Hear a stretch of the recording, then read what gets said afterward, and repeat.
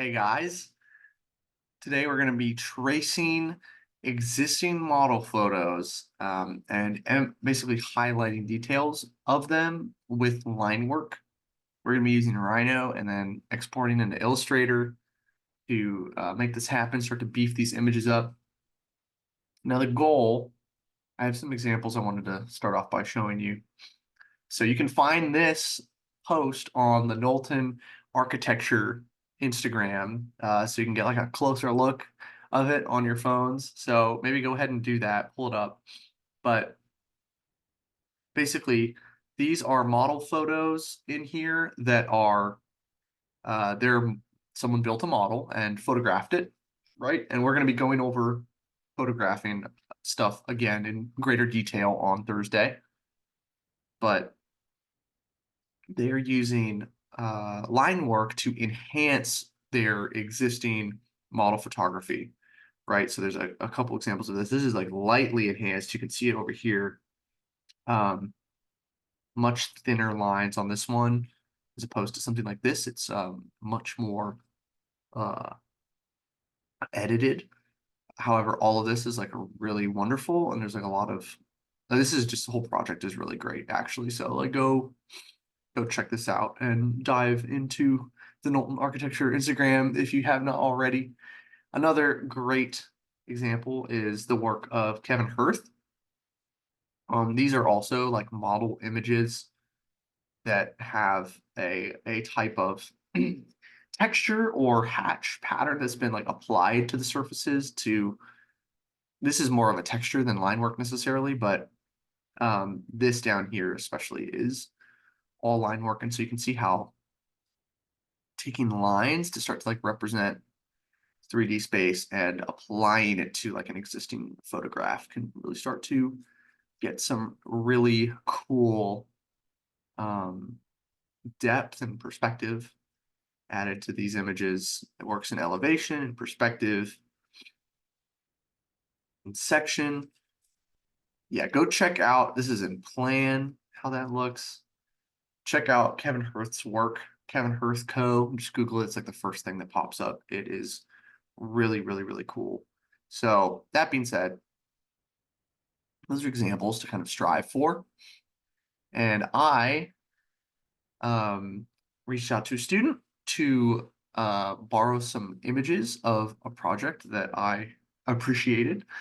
And so this is Emmy Waller's um, solar pavilion that you guys have been working on. And I thought so Karen and I were looking at some of your guys' work, and we thought that these photos in particular were just like extremely well done. So congrats, Emmy, great job. We just wanted to use these kind of as examples to try and turn a couple of these into something like what I just showed you, something like this, right? Where we can start to lightly edit a model photo. That being said, I want to quickly talk about the composition of these images. These are everything you take with the camera is going to be in perspective, but these are pretty great elevation views. The perspective is negated by the height of the camera, um, the depth of view of the camera as well makes these read elevationally very well. And these perspectives are just quite lovely. You can see the shadow, and obviously it looks like she desaturated these photos, got any color out of it. It's just purely grayscale, monochromatic, and they just read really, really great. And so any of these would be like, oh man, putting some lines on top of this, like chef's kiss. That is just such a good example. So I'm going to do one of these kind of alongside you and walk you through them. And yeah, then you guys can on Thursday we're going to take some photos and get the seamless going for those of you who remember that from last semester.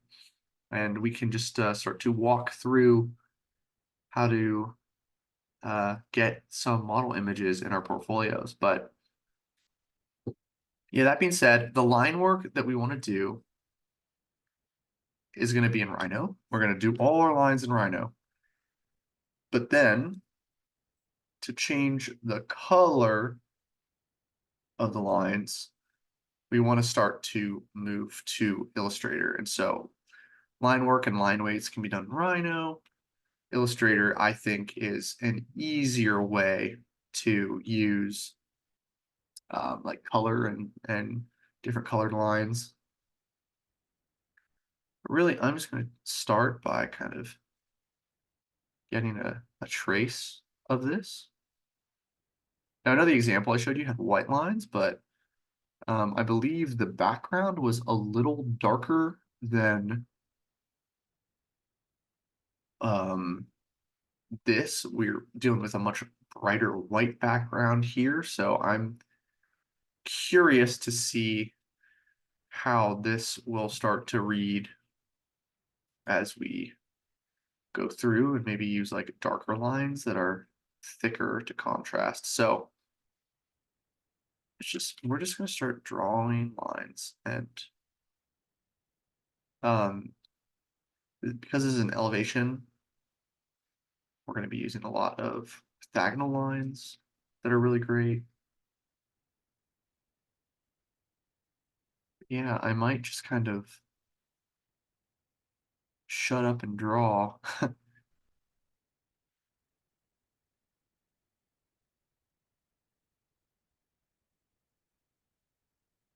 Basically, Rhino is a much better drawing program than Illustrator, so I know it's tempting to just dive into Illustrator to try and use it, but it is a much better tool as it pertains to like graphics, and maybe like colors and hatches, live painting, infinitely more so than um, like raw drawing. That is that is where Rhino excels as a tool. I'm just gonna, ooh, that sucks. I hit escape because that's what I do in CAD, and it deletes your entire line selection if you do that. So let me actually just, I'm going to throw all these images on my white layer, and then I'm going to lock it. Now you're going to go through and get different line weights, and you're going to make your different line weight layers. I understand that some of you guys have a short attention span. So I've been told, at least. This is snapping. So, oh, you know what? It's the grid snap is on. Make sure that's off. So I'm just going to try and make this quick for you and not do every detail, but start to just grab like important moments. You know what I mean? And so the geometry of this might not be quite what it is supposed to be, but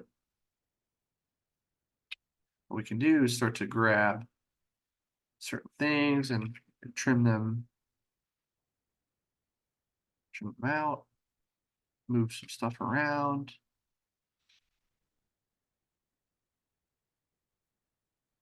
And so what I'm thinking could be nice is if we have like a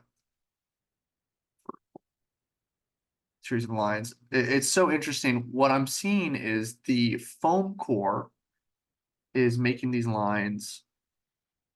It's kind of like subdividing the material, right? And so what you can do with that is start to think about it in terms of, okay, I'm going to take like a vertical line and copy it over and start to like build a pattern out of that. So I'm going to like draw a line right over top of this one that is just this one segment, and I'm just going to start copying it. And if I hit F8, it will make ortho.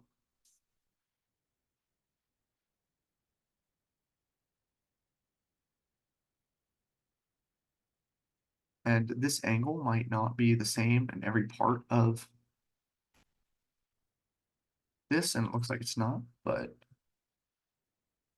it is so much easier to trim lines in Rhino than Illustrator. So that just is like, this is a much easier process in Rhino. You're just gonna, if you don't believe me, you are just gonna have to trust me on that because I know what I'm talking about with Rhino. So that is starting to kind of become closed in. Draw a little something up here. Like I said, I'm trying to do this very quickly. I don't want to waste your guys' time. So this is maybe not going to look as detailed as your guys's should. Like I'm just going to maybe grab the cut points, but this is a great skill when it comes to like highlighting a specific thing that you're trying to show.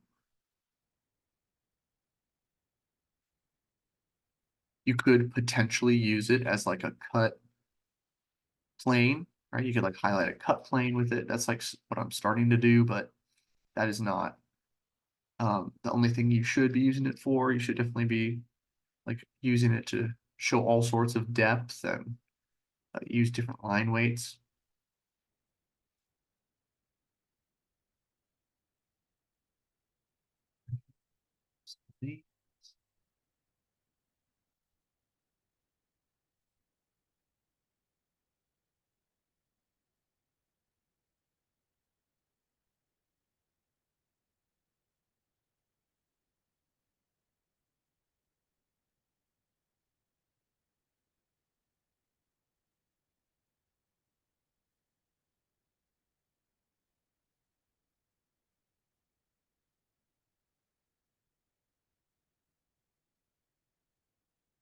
You'll notice there's spots it doesn't quite line up. That is me just kind of taking like artistic liberty where I know something is supposed to be straight, but it is coming in at an angle. So I'm just slightly correcting it.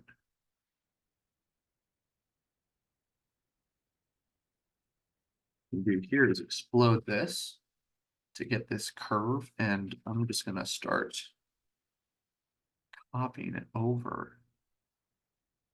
Again, I'm gonna hit F8 first. So when I do, oop, I did not copy. Also, if you hold down Alt, like I just did, you can copy that way. And also what you can do is let's say you have like a line that you want many copies of. If you type array, number in the X direction, let's say I want like 8 of these, I type 8, number in Y direction 1, and then number in Z direction 1. Basically, you can type the spacing or you can use a reference point. So I'm going to use the reference point right here. I've already got the spacing of 2 of these that I like, and you can see how I can essentially array out several of these.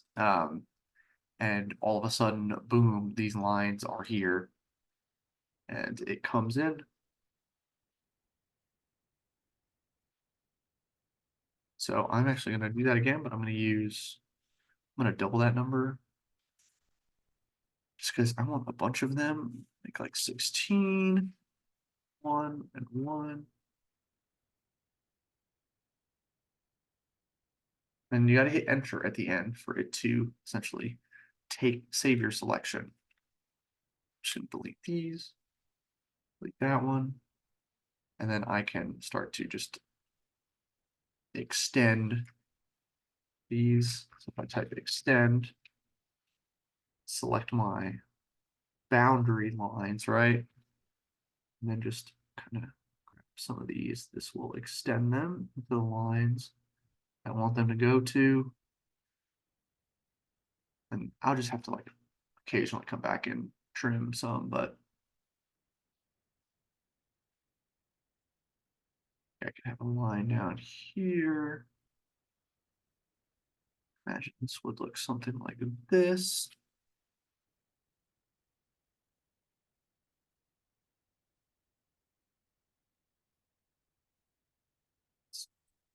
And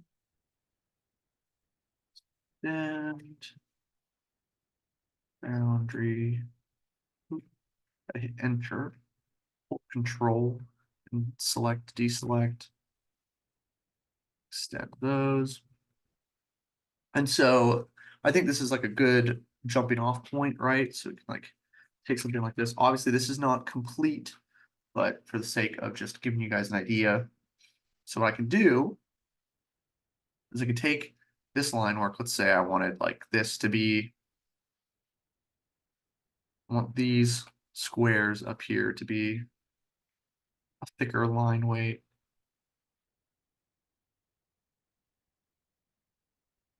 Than everything else, as if I was cutting through just those. I know this is like an elevational, so it doesn't really work like that in the actual model, but let's just say I move those to the red layer, change object layered, and then I can set my windows in the way. I can set my print width to be a little darker, something more like 1. Then I can grab all this, as well as the image, export selected, and then I can save this as an Illustrator file. We're going to call this image trace. Go ahead and hit save.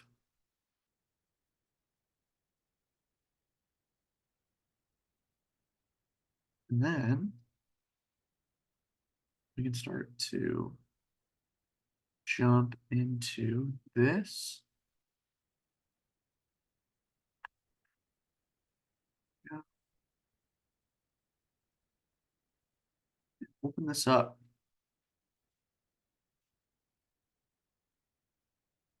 Let's see what we got cooking.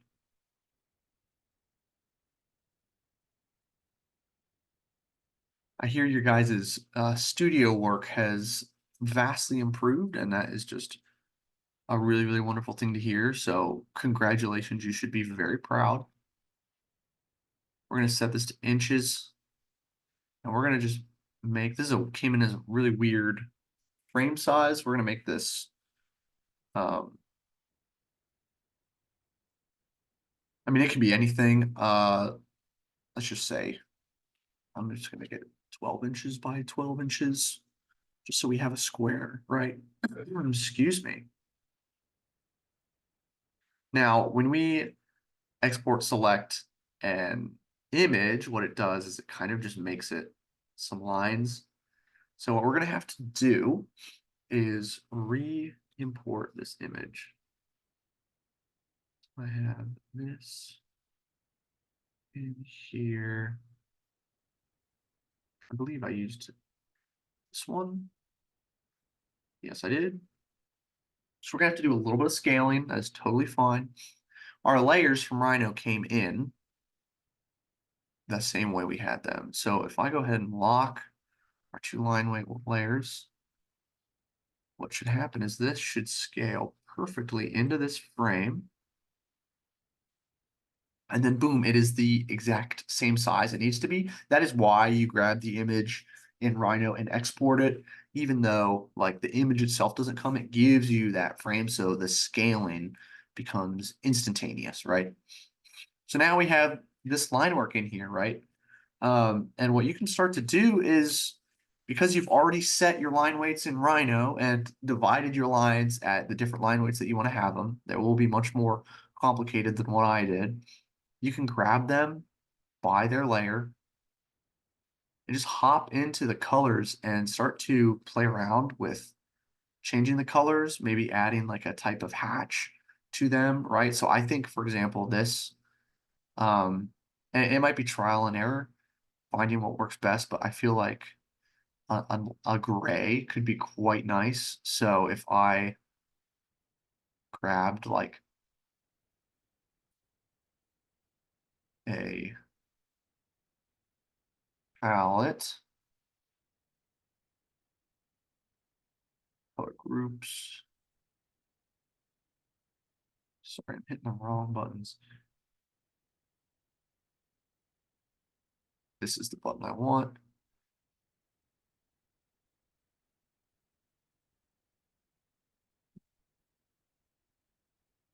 Just a second. What am I looking for? It's like Illustrator got updated recently.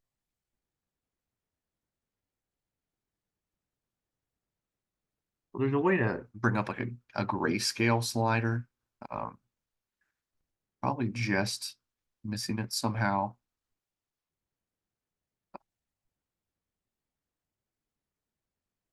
But essentially, oh, right here, right in front of my face. So I can like grab the whole layer.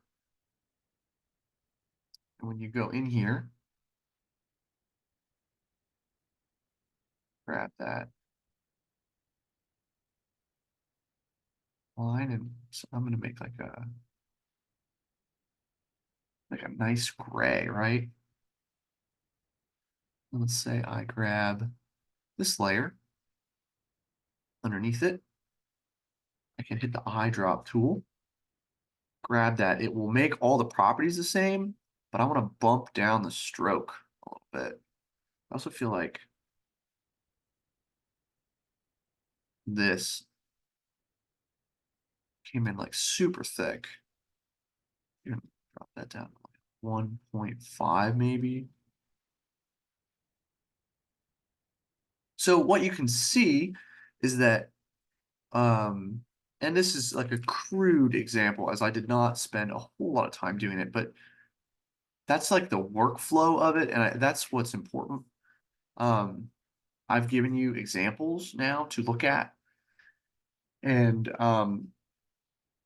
it is just a quick way to start to like you're adding details that maybe didn't exist in the model, like these lines didn't exist in the model, but you're adding them and like enhancing it.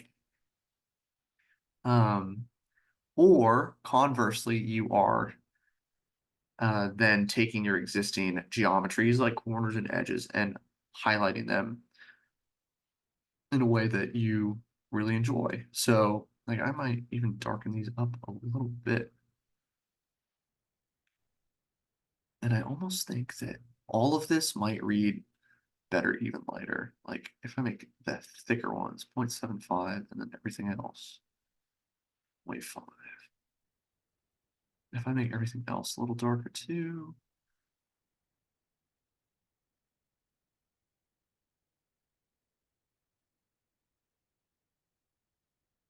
I mean, yeah, it still reads as an image, and at the same time, you're getting this like really wonderful, um, like color popping happening as well. So really, that's it. Then what you can do is when you go to File, you can export as a JPEG. Click Use Artboards. Like you want to use your artboard, right? Name it something, image trace. Go ahead and hit export. It'll pull up some stuff. Um, you can like bump this up to the maximum and hit OK and export it. And then the images, not the PDFs, the images will be in your InDesign file. So you can like go back and save all your PDFs as images. So that will help with a lot of the scaling and resolution problems you guys might have been having. So really that's the long and short of it. You can throw little scale figures in here, little 2D drawings, uh, foliage trees, just to kind of like drop some CAD blocks in here and really start to spruce this up. Actually, you know what? I might do that. Let me see if I have, just to even show you, me peruse my folder. I have all kinds of stuff in here.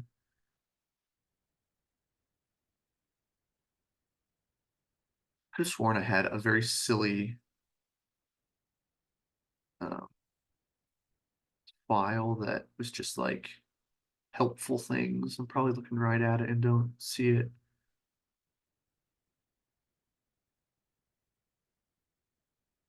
Oh, you know what? Is it in my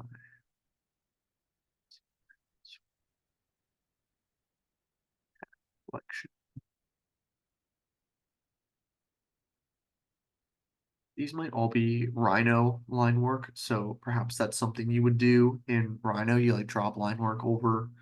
So I would like drag a little Rhino 2D person like right here, standing here, maybe like a little potted plant sitting right here. I'm not exactly sure of the scale of these, I'm assuming, but yeah, it's just, it's a great way to enhance an image. So we're gonna be trying that out today. And I'll be in Thursday and we're gonna go over some live uh image capturing at the Seamless. So I will see you then and keep up the great work.